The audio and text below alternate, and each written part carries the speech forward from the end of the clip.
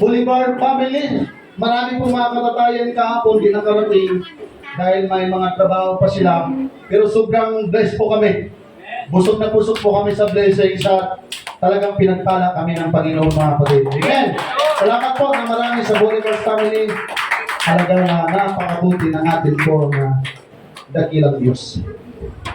Never judge the future of a person based on their present situation because time has the power to turn any black hole into diamond. Ganda ng mensahe ng Lord. Walang problema na walang solusyon ng Panginoon. Sabi nga, education is useless without the Bible. Now, itaas natin ang ating mga Bible. Yeah.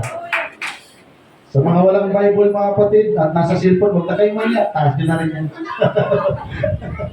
Praise God. And we pray na magkaroon tayong lahat ng Bible. Amen! Praise God. Sa Matthew, hindi ko pa alam mga kapatid kung gaano katagal mangaral ang ating pong Panginoon, but still, we need to respond to the Word of God. Amen. At sunod-sunod na mga ilang linggo na talagang ang Diyos ay nagpaparamdam sa atin. Praise the Lord. Hindi man tayo nagpaparamdam sa Kanya, ang Diyos nagpaparamdam sa atin. Maraming salamat po sa ating social media. Hindi ko pa ba nakapagod, Sister Beth? Kailan kayo kita maasahin dito, mag-Zoom-lead, mag-Sunday school, baka nakatali ka na dyan eh. Pag may kanihibo ka dyan, amen? Praise God. Ang atin po mga Bible school student ay kailangan, sabi nga, hindi pwedeng hindi hasain yung mga talim. Amen? Praise God. Sabihin mo lang, Sister Beth. Matthew chapter 7, verse 13. Medyo sira yung ating wala tayong PowerPoint ngayon. Mag-base na lang tayo sa Bible, mga kapatid. Praise God. Sino pong nag-sponsor nito? Maraming salamat. Kahit tayong lahat ng atin po ang Panginoon. At sa atin po mga kapatiran ay yung nasa Silang. Akala ko Silang Cavite. Silang, kasi sabi ko, nag-isip ako. Ay namali pa ng pagsagot si Pastoran, tumawag, nasa labas ako. Nagpakain ako ng mga kalapati. Namali yung pagpindot ni Pastora. So, na-glory to God na sila po'y muling tumawag. At kung lulubin ng Panginoon, pag-pray natin na makapagbukas ng gawain sa Silangan mga kapatid.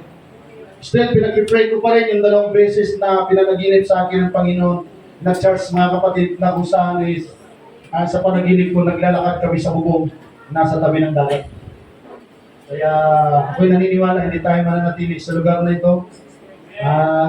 Kung may alam kayo ng bayan na 1.5 mga kapatid, binibinta natin ito na 1.5 para makalipat tayo ng mas malaking lugar. Amen? Okay lang ba kayo dito lang tayo manatili hanggang sa pagtanda natin? No. Okay, wala tayong mapaparkingan ng mga sasakyan dyan. Malapit na mag-graduate yung ating pong teacher. Maraming wala ngayon. Yung mga yan, magtatapos yan. Napagpalayan ng Panginoon, magkaroon ng sasakyan. So hindi tayo pwedeng magparaparada dyan. Amen? O yung kay Brother Bilky, may pinag-impress si Brother Bilky na sasakyan. So, kailangan yung natin. Matthew chapter 7 verse 13. Enter ye in at the straight gate, for wide is the gate, and broad is the way that leadeth to destruction, and many there be which go in thereof. Binigyan pa ng mga tubig yung ating mga bagong kapatiran na kasama ngayon, ating mga visitors, pasuyo. Baka nauhaw po sila mga kapatid. Verse 14, because straight is the gate, and narrow is the way, which leadeth unto life, and few there be that find it.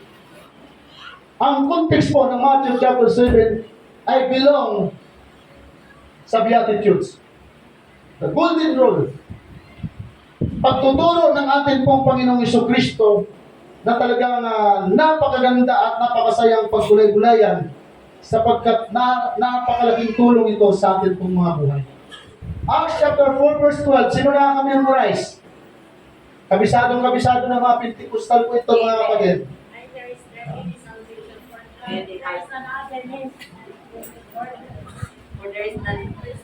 Amen?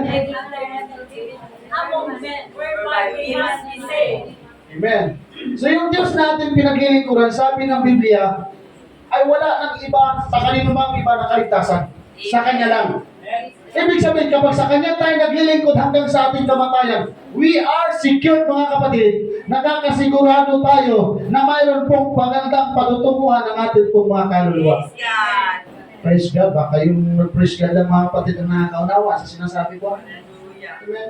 Sabi dyan, wala nang kanino mang iba. Neither is there salvation in any other, for there is none name under heaven na ibinigay po sa bawat isa sa atin na makakaligtas. Ibig sabihin, hindi nakakasigurado si Buddha. Hindi nakakasigurado si Allah.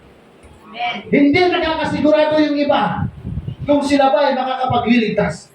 Dahil sinabi ng Bible, lahat ng tao ay haharap sa Diyos at luluhod pa nga sa Kanya. Ibig sabihin, yung nagpapanggap ng Diyos, yung nagpapakilalang Diyos, ay luluhod sa Diyos na atin pong sinasamba, mga kapatid. And we are so much blessed today because nagsiserve tayo sa Diyos na makapangyarihan sa lahat. Ama namin Diyos, pagpalain mo po ang aming oras. Pagpalain mo po ang tagapagdala ng iyong mensahe, Panginoon. Anoint my lips, Lord. Wala po akong magagawa, Panginoon. Gawin mo akong channel of blessings. Gawin mo akong mensahero na ayon sa iyong kalooban, Panginoon. We believe na yung mensahe na ibibigay mo sa amin ay akma po sa pangangailangan ng amin pong mga kaluluwa. Kayo po ang nakakaalam, Panginoon, kung anong klaseng pagkilos ang nais mo sa aming kalagitnaan. But we pray for the outpouring of the Holy Spirit once again. We pray for the filling of the Holy Spirit once again, Panginoon. We pray for the refreshing, Panginoon, na hindi lamang minsanan lang ang pagdadarama namin ng Espiritong pagkilos, kundi dawa, Panginoon, ang lahat ay mayroong desire kami na lagi kaming mapupuspos ng iyong Santong Espiritu, yung Holy Ghost Revival, Panginoon. Dapat every Sunday, ito po'y aming pangarapin, ito po'y aming pinag-pray na muli po namin maranasan sa umagang ito in Jesus' name. Amen. Praise God.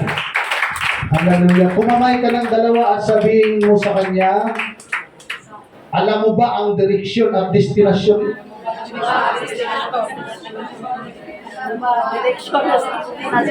Okay?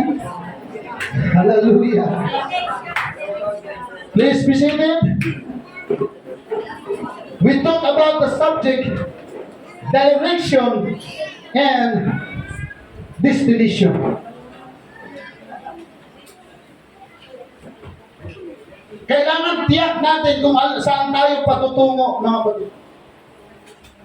Pag pinag-uusapan ng spiritual na paglilingkod sa Diyos, kailangan diretso, tiyak natin yung atin pong paruroonan. Kailangan nakasigurado po tayo sa atin pong kahantungan ng atin pong paglilingkod. Isa po sa pinakamagandang tanong na mahalaga po sa ating pong mga buhay, kung ano ang ating gagawin sa mga buhay na ibinigay ng Diyos sa atin. Mayroong mga tao na kapag tinanong mo, ang gusto nila maging welder habang buhay, maging mangingisda habang buhay, maging tagahalo ng simento habang buhay, tagapala, sabi ng Sunday School kanina. Amen? Pero sa atin pong mga Kristiyano na naglilingkod sa atin pong Panginoon, ano kaya ang mas pwede pa natin gawin at dapat natin gawin sa buhay na ibinigay sa atin ng Diyos? At mas maganda pang itanong, ano kaya ang buhay ang naghihintay sa atin pagkatapos ng buhay natin sa mundo ito, mga kapatid? Amen? Yan ba'y naitanong natin sa ating mga sarili? Pagkatapos natin mamatay, ano na kaya ang magiging buhay natin after death? Sabi ng mga Hinduism, pag sila'y namatay, ang kaluluwa nila papasok sa ipis, papasok sa daga, papasok sa baka, papasok sa karabaw. Ang dami pwedeng pasukan. Daga pa ang napili, mga kapatid. Pero tayo, nakakasigurado tayo, sabi ni King David, kung ako'y mamamatay, ako'y nakakasigurado, kukunin ako ng Diyos na aking pinaglilingkuran at dadalhin ako sa lugar kung saan naroon ang Diyos na kanya pong pinaglilingkuran. ang kayamanan po natin, yung tagumpay po natin, yung kaunlaran po natin sa buhay is nothing kung tayong lahat ay mamamatay.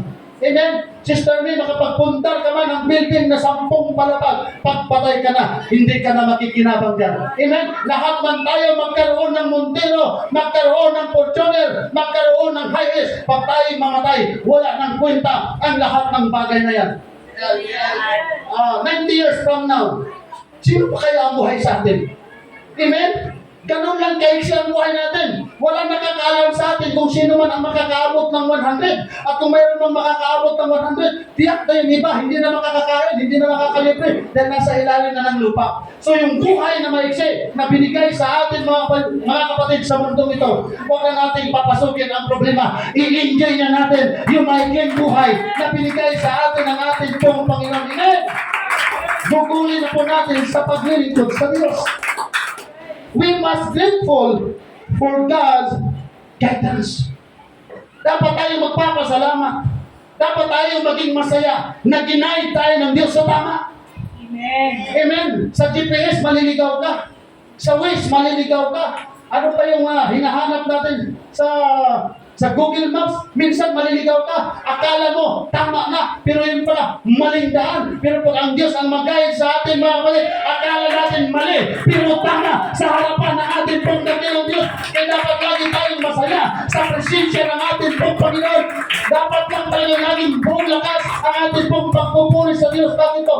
The presence of God is greater than the pleasure of ano mang pera mayroon tayo, ano mang mayroon sa sakyan, mayroon man tayo mga kapatid, hindi yan papatay sa kaligayahan na kayang ibigay sa atin ng ating Panginoon. Every time we pray, say, the Holy Spirit of the Lord, ikaw na ang pinakamasayang tao. Amen! Hindi na tayo kayo iligtas ng pera natin, hindi na tayo kayo iligtas na sasakyan natin. Sino ang magliligtas natin? Yung Diyos na atin pong Pwede ba natin pasalamatan ng Diyos? Palapakan natin siya, sabi ng kanta, shout with a voice of triumph!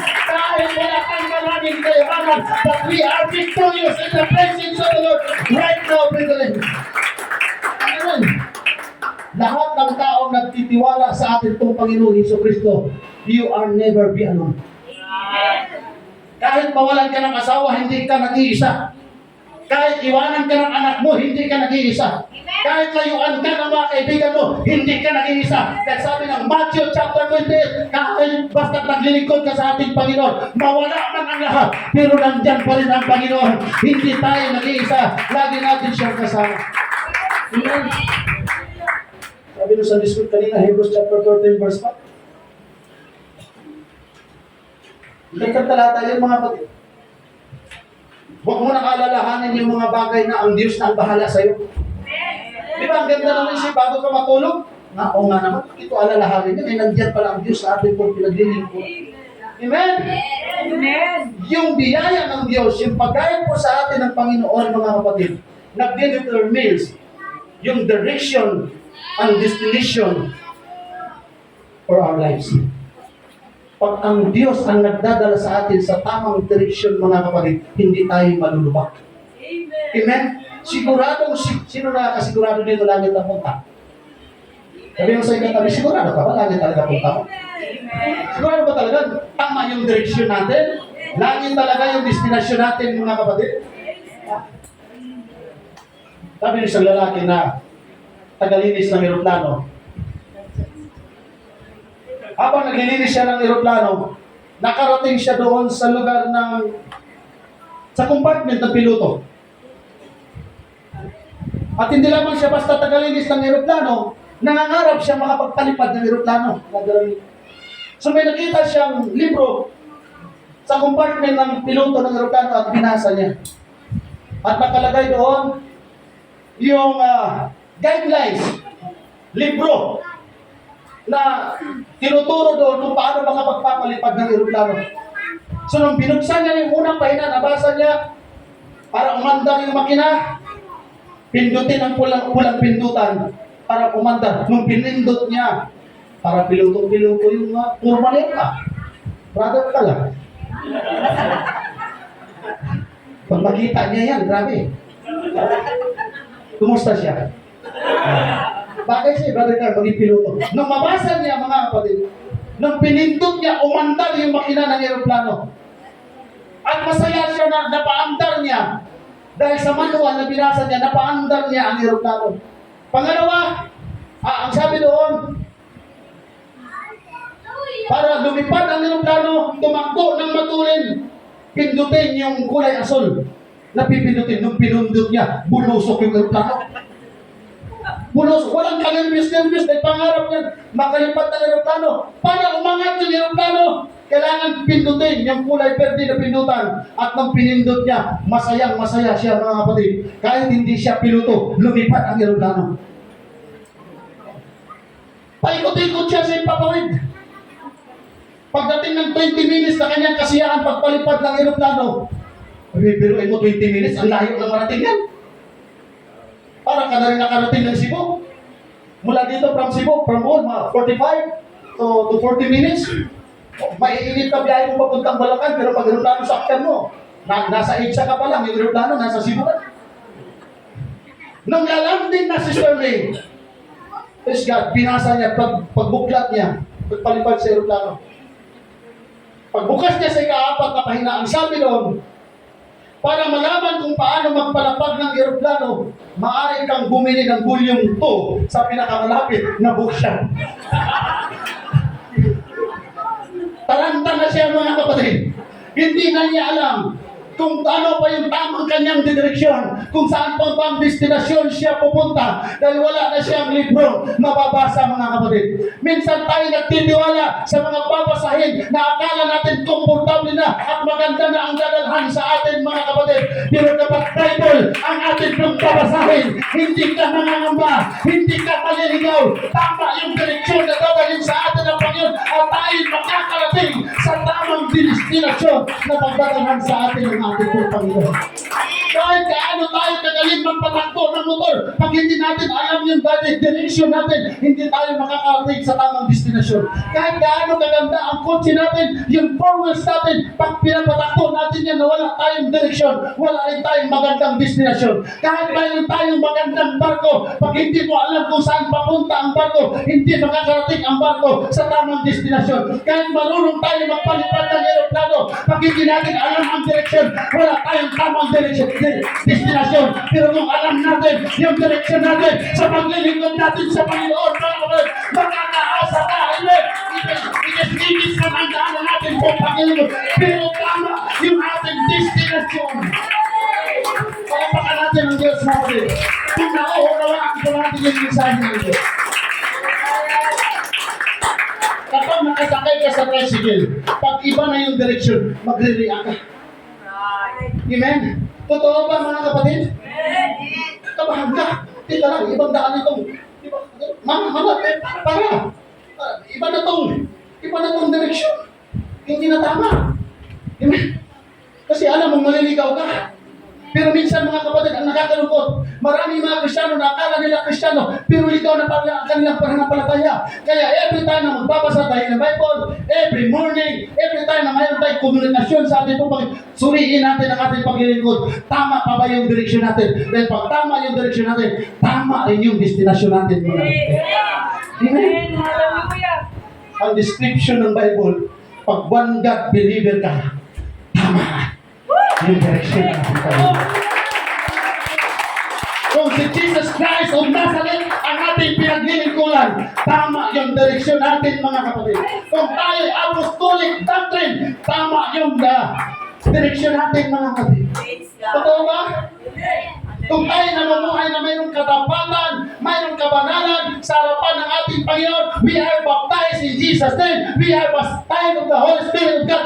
Tama yung direksyon natin at tama yung destinasyon natin mga kapatid. At alam natin kung saan yung destinasyon natin. Basta tayo nasa tama yung ating direksyon, nasa presensya tayo ng ating pong Panginoon.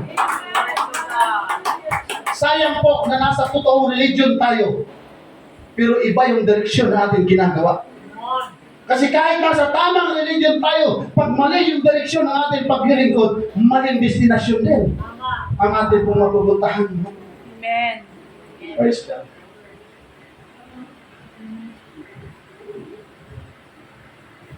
Meron pa akong pamangkin na Mula kinder, nangarap siya mga kapatid na makapagtrabaho sa Jollibee. Nakapagtrabaho talaga siya sa Jollibee. Pangatap niya. Walang linggo yun na hindi kakain ng spaghetti ng Jollibee kasi yun ang request niya. Kaya natakalungkot, ayaw niya magmamayari ng Jollibee. Ang gusto niya, magtrabaho lang. Magtrabaho siya sa Jollibee. Pagka-graduate ka ng grade 6, problema na. Dahil nangangarap siya na maging teacher. At walang susuporta sa kanya dahil belong siya sa broken family. Hindi siya kayang tulungan ang kanyang magulang. Hindi siya kayang tulungan ang kanyang tatay. Hindi rin siya kayang tulungan ang kanyang kuli-kuli. Kasi lahat ng pamangkin ko mga kapatid, tawag sa akin kuli. Kasi uncle, kuli. Tawag niya sa akin kuli-kuli. Wala may tulong sa kanila si kuli nila dahil si kuli nila is broken chords. Broken chords ano din? Wasak din, isra din ang buhay. So nangarap siyang maging teacher, pero walang gagastos sa kanya mga kapatid. Sa murang edad, nagtrabaho ulit siya sa Jollibee para makapag-aral siya. Namaya, nanlaki ang mata. Kung di pa kayo, hirap ako ng trabaho at nag-aaral. To make the long story short, nakapagtapos siya maging teacher mga kapatid. Walang nagpaaral sa kanya, sarili lang niya. Pagdating ng college, wala pa rin nagsusupport sa kanya.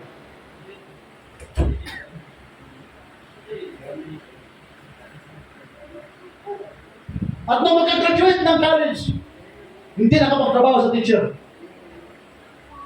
Teacher ka pa, hindi ka pala makapagtrabaho na teacher. Sakit ko. Teacher ka, huwag ka pumayag magpatalo sa kuli mo na grade 2 lang.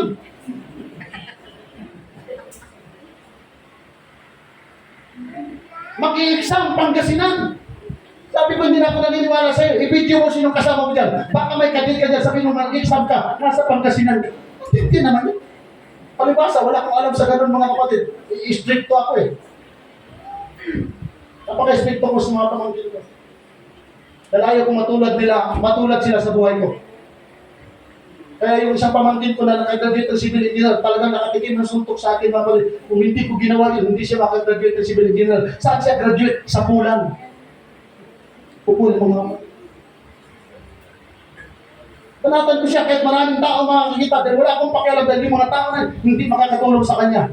Pero tinanin niya sa isip yung sinabi ko sa kanya, walang makakatulong sa iyo kundi sarili mo lang. Pag wala kang pinag-aralan, yung pool, hindi makakatulong sa iyo. Ngayon, tugang pinag-glory, nakapagtapos siya ng civil engineer. Sabi ko kay Sister Julian, anong pinakamataas sa teacher? Sabi niya, principal. Sabi ko, gusto mo maging principal? Oo. Sabi ko sa kanya, iwanan mo ang call center para maging principal ka. Every time na makapasok siya sa call center, may sahod. Pero pagdating ng assign siya ng Sabado at Linggo, kuling. Assign ako ng Sabado at Linggo, tumigil ka. Di baling wala ka sa call center, basta nasa presensya ka rin. May mga bayarin. Maraming mga bayarin. Grabe sakripisyo mga kapatid. Susunduin ko ng alauna ng madaling araw sa tansa dahil wala na siyang masakyan. Susunduin ko dito dahil wala nang pamasahe mga kapatid. Pero sabi ko sa kanya, huwag kang sumuko, darating din ang araw. Magtapat ka lang sa Panginoon, pagpapalain ko ng Diyos.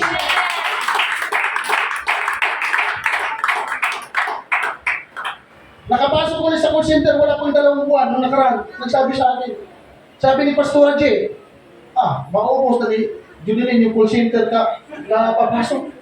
Pero sabi ko kay Sister Judilyn, walang call center na makakapagdala sa iyo sa langit. Lahat ng trabaho na makakapit sa paglilingkod mo, huwag kang matakot. Ang Diyos ang bahala sa iyo. At ang Diyos mga kapatid, tapat sa kanyang mga pangako. Pag maging tapat ka sa kanya, pag inuno mo siya na hindi ka nagre-reklamo kung anong mawawala sa iyo, anong mawawala sa atin, ipapakita ng Diyos mga kapatid na hindi tayo nagkakamali ng pagtitiwala sa kanya. Dadalhin tayo ng Panginoon sa tamang direksyon at ako'y naniniwala tamang destination mo.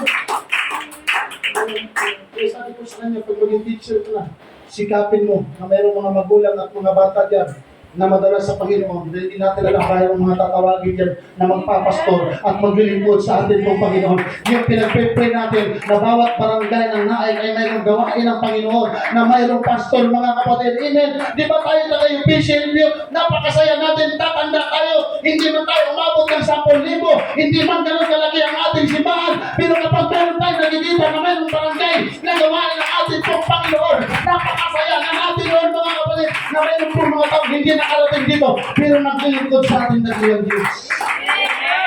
Palapakan natin ang Diyos.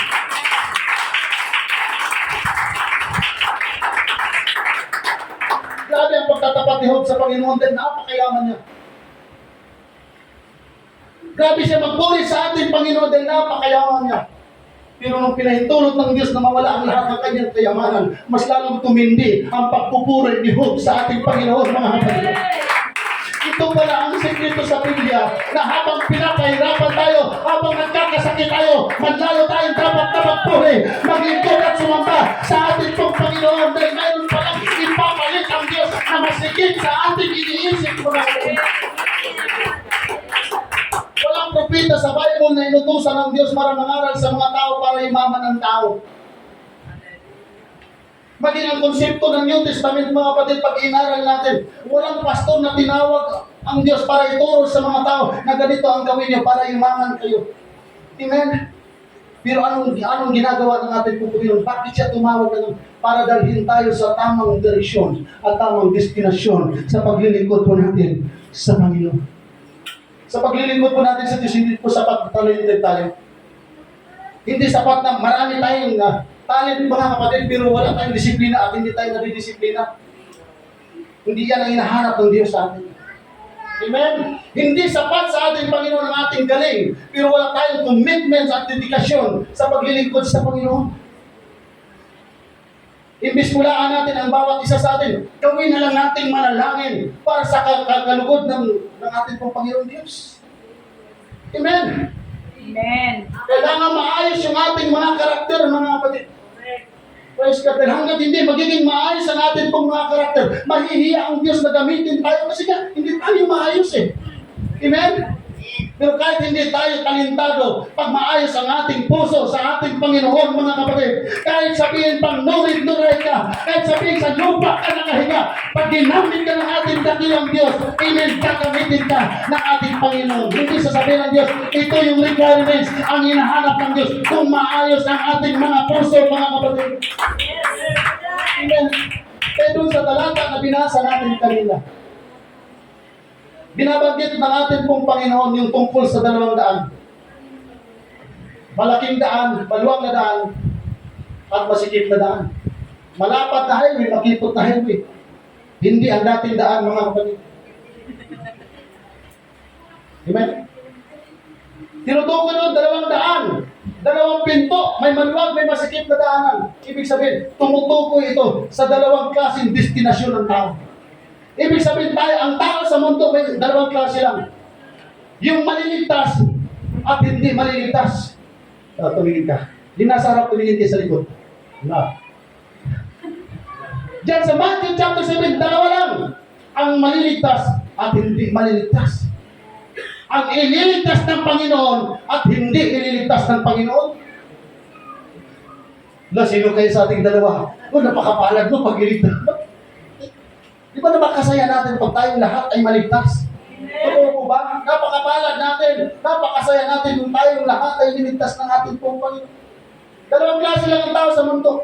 Sumusunod sa ating Panginoong Jesucristo at yung hindi sumusunod. Yung mga nagre-reject sa ating pong Panginoon. 2 klase lang. Believers and unbelievers. Sino dito yung mga unbelievers? Uy, masaya ito, mga kapatid, excited ako, Amen? Ibig sabihin, hindi pwedeng walang revival. Kasi pag lahat believers, mga kapatid, walang hahadlang yan sa pagkilos ng ating pong Panginoon. Aagos ang Espiritu ng Diyos. Bakit? Lahat para tayo, mga believers sa ating pong Panginoon. At sinabi Sabi ng Bible na lahat ng tuhod ay naluhod sa harapan ng ating Panginoon. Every knee shall bow, every tongue confess, patayin harap sa ating Panginoon. Oh, to God be all the glory. Salamat na tama yung ating direksyon, tama yung ating destinasyon sa paglilingkod natin sa ating Panginoon. Kaya salamat na mayroon tayong asawa, mayroon tayong anak, mayroon tayong pamilya na dinadala tayo sa gawain ng Diyos. Amen. Amen. Oh, to God be the glory. Alam na natin yung mga taong tinutukoy sa maluwag na daanan, mga kapatid. Alam na natin kung sino yung mga tao yun. Our direction in life will determine our destination after death. Ngayon, pwede pa tayo mag-backslide. Pero magpapayo na ako sa inyo. Kung gusto niyo man lang mag-backslide, dapat doon yung pag-ginawa. Tama sa sabi. Kasi kung kahit ngayon na tayo mag-backslide, laki na ng gastos niyo. Ilang oras na ginugol natin? Ilang bigas na dinala natin? Ilang tsaksintang na pinagsamahan natin? Ilang kurinti na pinagbayad natin? Ang dami na natin gastos tapos mag-backslide ka lang? Parang sayang naman yata, parang lugi ako mag-backslide. Yung ilaw, nagbigay tayo ng window, nagdunit tayo ng speaker, tapos magbabackslide ka. Lugi ka mga kapatid. Kaya walang oras para tayo ay mag-backslide pa. Lugi ka kung nag-backslide ka. Kasi pag nag-backslide ka, anong babalikan natin? Kaligayahan na pang-impirno? Amen. Amen? Ay kung man natin, ay pastor, lagi na lang kasi akong pinatamaan. Kapalad mo. Amen. Kapalad natin kung lagi tayong pinatamaan. Kasi kung pera yan, dami mong pera sa bangko. Totoo yan mga kapatid. Ibig sabihin, kung tayo tinatamaan lagi ng Panginoon, ang gusto ng Diyos, maayos yung ating direksyon. Dahil gusto ng Diyos, tamang destinasyon. Yung pagkadalhan sa atin ng ating Panginoong Diyos. Palapakan natin siya mga kapatid.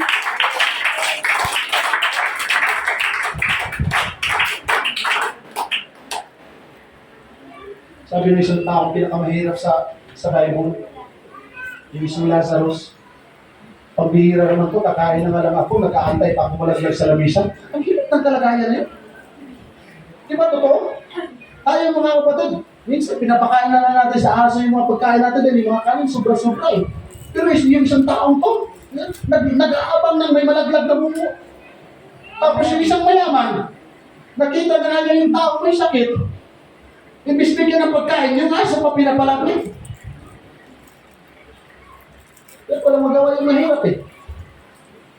Pero nung namatay sila, eto maganda. Nung namatay yung mahirap, gulat siya. Oh, siya mga kabarami ko ah. Ganda ng kalagayan ah. Yung mayaman nung mamatay, kung sa man eh. Kailan ni mahimo? Upuan ko may ginto, kutsara ko ginto, plato ko ginto. So, init pa kayo eh. Ang dami kong aircon, bakit? Init, di ko kagawad kasi init. Ang mga bravo niyo magutusan mo sila sa roon, ito mo yung kanyang daliri sa tubig, kay uhaw na ko kayo. Parang initan na. Anong sabi sa kanya? Nung buhay ka pa, nung ginawa mo sa lupa, nagpakasasa ka. Samantalang itong tao ko, puro mumuk mga kapatid. Dapat ang Kristiyano ay laging nag-aantay ng biyaya ng Diyos at hindi ka tumatalikod at hindi natin pinagdadamot ang pagpapala ng Diyos. Yung destinasyon mo, yung dinadalhan ng Diyos sa taong ito, yun din ang pagdadalhan sa atin. Christian, meron akong talatang babasahin sa Bible mga kapatid. Revelation chapter 20, verse 14, and I feel the Spirit of God. Hindi ko alam mga kapatid kung ilang minuto pa ang haba ng pangangaral. Pero iba yung nakikita kong pinupuntos na natin kung Panginoon. Revelation chapter 20 verse 14, ang sabi niya, at ang kamatayan at ang Hades ay ibinulit sa dagat-dagatang apoy. Ito ang ikalawang kamatayan, sa makatuwid ay ang dagat-dagatang apoy. Sa verse 15, at kung ang sinuman ay hindi nasupungan nakasulat sa aklat ng buhay, ay ibinulit sa dagat-dagatang apoy.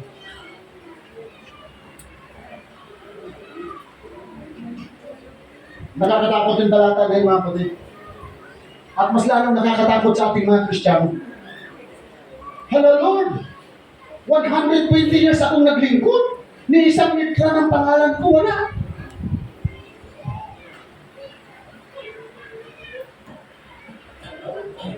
ko sa katabi, sigurado ako. Kompleto yung pangalan ng Bible. Praise God. Para nag-aling-aling kayo mga kapatid kung sabi, sigurado ako. Kasi pag yung taong sigurado, masaya eh. Amen. Wala na. Sigurado ka ba? Parang hindi. Ganito, ay sigurado ko. Praise the Lord, hallelujah. Hindi sayang nga pati. Hindi sayang pastor. Ako'y naniniwala. Kompleto talaga yung pangalan ko doon. Dahil nagtatapat ako. Amen. Marami tayong pinagdadaan ng hina. Pero bakit tayo naglilingkod sa Panginoon? Dahil mayroong aklat ng buhay mga kapatid. At ang Diyos ang nagsusulat. Nag-uutos siya sa kanyang mga angel. Amen. Hindi si pastor. Hindi si brother. Hindi si sister Kat ang nagsusulat. Nagre-record na tayo sa ating das natin. Pero mayroong aklat ng buhay mga kapatid. Pag nagsumpungan ng ating pangalan, tamang destinasyon yung pinagdadala na sa ating ating buhay.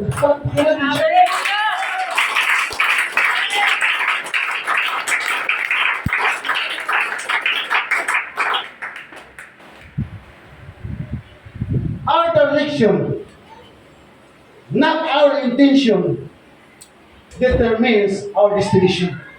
Kailangan alam natin kung ano yung intention natin para naglilingkod sa Diyos. Dahil bakit tayo naglilingkod sa Diyos? Dati, Brother Gilbert, mayroon ako kaibigang pastor. Brad, hindi kita madala-dala dito sa simbahan ah. Sige ka lang tungit. Sige ka lang.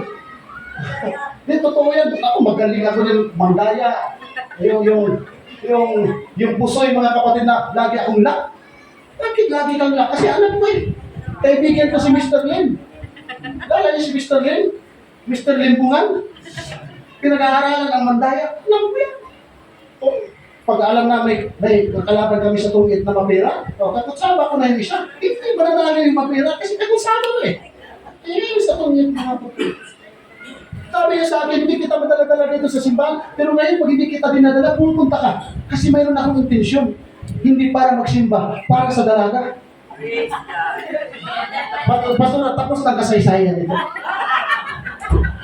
Bakit hindi ako tumagal doon? Dahil hindi pala yun ang tamang destinasyon ko. Ang tama palang destinasyon ng pag-ibig ko nasa Cavite, mga kapatid. Bakit pumunta ako sa Tondo Church? Kay Pastor Noel, ang intention ko, hindi talaga magsimba. Ang tingin ko maraming dalaga. Ito yan mga kapatid. At pagkatapos, papakainin ka ng Jollibee.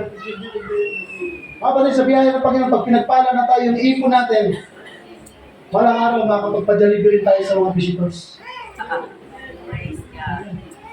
Kaya ako bumabalik dahil may pagkain eh. Kaya siguro yung mga visitors natin hindi na bumabalik dahil walang pagkain. Sabi Sister Ellen, yung ano natin, yung church fund natin, pag makita ko yun, baka may pang-McDo na tayo sa mga visitors. Dahil yun yung ginamit eh. Okay noon. Kahit hindi ko naintindihan yung sermon, basta alam ko pagkatapos yan, may pagkain ako sa church. Nakakakita pa ako ng mga dalaga. Wala. Abay, dalhin ako ng Panginoon sa Bible School. Hindi ko intention. Nag-aaral ng Bible School mo pagdating ko. Wala na.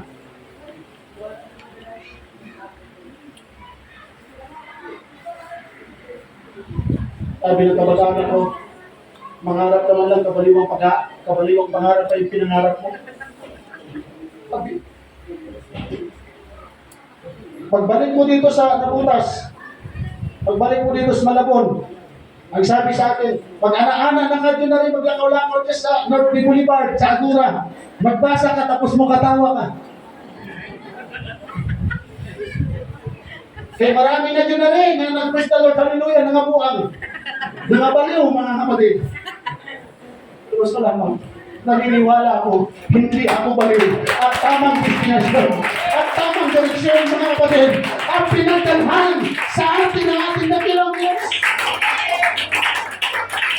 Kung sinabi lang ng Panginoon sa mga apostoles, sige, sumunod kayo sa akin, tawagin ko kayo maging manggagawa. Pero ito yung kamatayan niya. Palagay ko, Sister Sheila, walang alagad na kahit ako man, kung kamarao na lang ng Pedro, ordinary, sumunod ka sa akin, gagawin kitang disciples. Pero ito yung kamatayan mo, ipapako ka sa cross o na? Dito, Ginoo, mag-listen mo dati ko, maghihirap na ako magpunta sa church, tapos magpapako pa ako. Siya, dibilang, kung sinabi lang ng Panginoon, yan, pag sumunod ka sa akin, ito yung magiging kamatayan mo. Ay, ito yung magiging pagdadaanan mo. Ilulublob ka sa kawalan at kumukulong ng mantika. Aba, aba. Basta ano sinabi ng Bible, sumunod ko kayo sa akin, gagawin ko kayo mamalakayan ng tao. Bakit sila nagsisunod mga kapatid? Kasi nakita nila kung ano yung kapangyarihan ng ating pong Panginoong Jesucristo.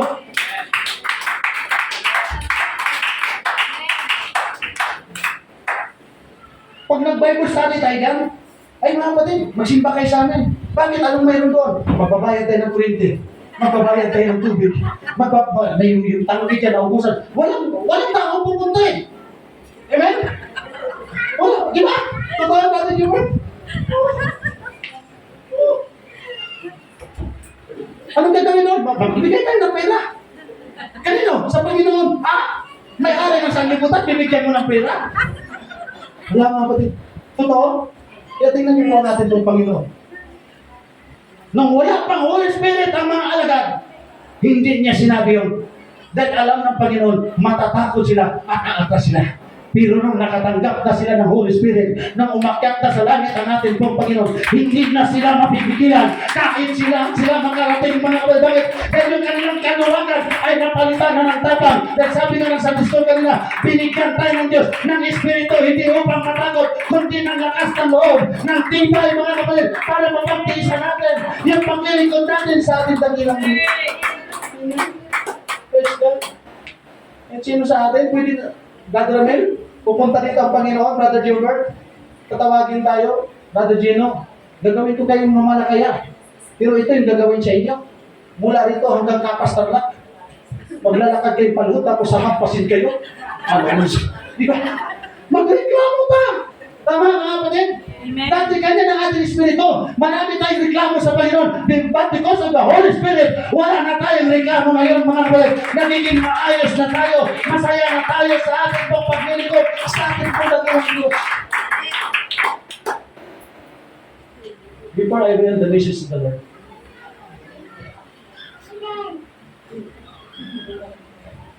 nung makita ng Diyos na mali na ang direksyon na tinatahak ng tao nung nagkasala ang tao, alam ng Panginoon na ang destinasyon na impyerno. Yung hindi niya ginawa sa anghel, ginawa sa ating mga tao. Right. Nung nagkasala ang mga anghel, hindi nang hinayang ang Diyos. Anong ginawa ng Panginoon? Gumawa kagad siya ng impyerno. Kaya walang demonyo sa Bible na humingi ng sisi at humingi ng tawad sa Panginoon. Bakit? Wala na silang kapatawaran eh. Impyerno na kagad ang destinasyon nila. Pero yung tao na nagkasala, anong ginawa ng Diyos? Yung kanyang magandang katayuan, iniwan yung kanyang magandang katayuan sa langit. Nagkatawang tao at maging hari sa lupa, hari na ang korona ay tinip. Tingnan niyo po ang destinasyon na tinahak ng atin pong Panginoon mga kapatid. Yung direksyon. Mula sa magandang kalagayan, nagkatawang tao para maghirap. Para ano? Para sa ating magandang direksyon. Hindi kasi alam natin kung ano yung destinasyon talaga natin eh. Ang Diyos kasi nagkakalam. Kaya hindi pwede na pag hindi siya magkatawang tao, mapapahamak tayo lahat. Hinayaan niya mapahamak ang mga anghel. Pero ikaw at ako ay hindi hinayaan ng ating pong Panginoon. Amen. Kaya every time na tayo magpupuri, every time na tayo darating sa simbahan, at natutuwa ang ating Panginoon. Bakit? Sasabihin ng Diyos, hindi na sayang yung kanyang pagpasa ng Diyos. Hindi na sayang yung sakit na kanyang dinaras. Hindi na sayang yung dinig ng kulungan sa kanyang ulo. Hindi na sayang yung pagkatako sa krus na kapal. Bakit? Ikaw at ako, nakikita na ng Diyos na nagpupuri sa Kanya. Yun yung dahilan mga kapatid. Na kahit mahirap yung direksyon na tinatawag ng ating pong Panginoon, hindi para sa Kanyang magandang destinasyon, kundi para sa ating tulad. Wow!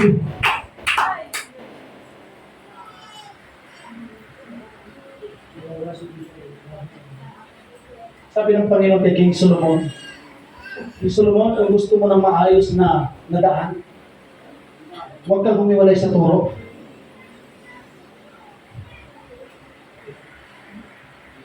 Kaya ang matalinong tao, yung maraming alam sa Biblia. Kaya lagi namin pinapakiusap, mag-memorize kayo mga kapatid. Kaya si Pastor Uliani na.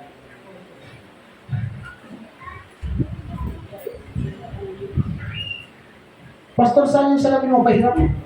Binigay ko siya yung pastora. Pag uwi sa bahay, nakasabit lang pala sa siya. Yes, meron akong memory verse, pero hindi ganun karami. Baka mas marami kayo kaysa akin, pero huwag kayong pupupiyansa. Pag memory verse, hindi ako na mag-memory verse. Kasi nakakahiya naman, kung memorize kayo, tapos kami hindi nag-memorize.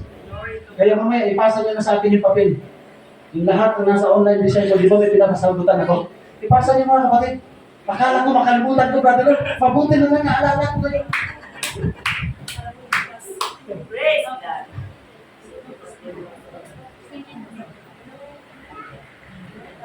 Moises! Dalhin mo ang bayang Israel sa lugar ng Kanaan. Aba, Lord, walang mapa. Walang wish. Moises, sumunod ka lang. Akong bahala sa inyong direksyon. Sabi ni Moises, sige. Basta si Lord na bahala. Wala na. Diba, brother Jeremy? Si Lord. Makaka-recover tayo. Pag si Lord ang bahala sa atin, lahat ng sakit, paghihilumin natin. Amen. Sabi ni Moises sa mga tao, mga kapatid, praise the Lord, hallelujah. Dinagdag ko na lang. Sabi ng Panginoon, pupunta tayo sa lugar na yun. Yung mga tao na hindi alam yung direksyon, sige, sunod tayo. Habang naglalakad na sila, ito na, Moises, tama pa ba yung direksyon na tinatahak natin? Bakit nandito tayo sa bundok? Wala pang pagkain dito sa bundok? Wala. Papatayin tayo ng Moises na to. Si Moises, mga kapatid, sinisi ng mga tao na si Moses sumusunod lang din sa Diyos. Hindi mo naman niya nakita yung lugar ng Kanaan, yung promise lang eh. Basta nagsabi sa kanya ng Panginoon, Moises, dadalhin kita sa lugar na pinangako ko sa mga anak ni Jacob, anak ni Israel, anak ni Jacob, anak ni Abraham. Sige Lord, basta sinabi mo, akong bahala sa inyo. Pagdating ng gabi, may ilaw kayo.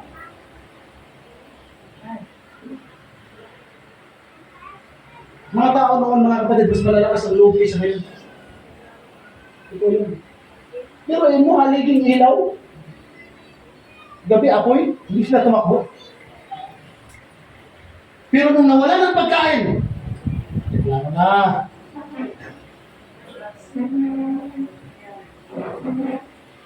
Darling, mahal, my love, my sweetheart, linggo ngayon, magsimba tayo. Magsimba ka mag-isa mo. Wala nga tayong masahe, magsimba ka.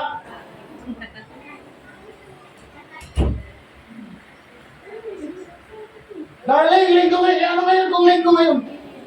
Punta tayo sa church, punta ka mag-isa.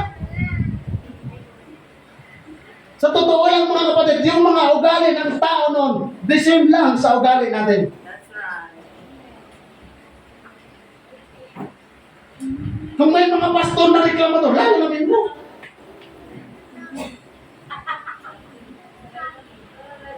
Kung may pastor na sumbongin, lalo namin mo.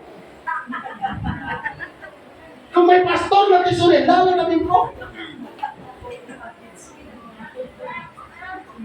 Kung lahat ng pastor mag-backslide, Lalo na. Lalo na. tama pa ba ang direksyon natin mga kapatid? Hindi na. Kaya every time na mayroon kayong negatibong nakikita sa amin, isama niyo na kami sa pagluhod ng inyong mga tuhod. Lord, parang hindi na tamang direksyon ang ginagawa ng aming pastor. Kapag magpapatuloy ito, hindi maganda ang aming destinasyon, Panginoon. Kaya salamat sa ating dakilang Diyos, Panginoon. May mga tayong talaga na gusto na natin tumalikod sa ating pong Panginoon. Pero dahil mayroon na namin, Lord, ikain mo kami sa tamang direksyon. Kaya tayong lahat po ay tumayo, mga because I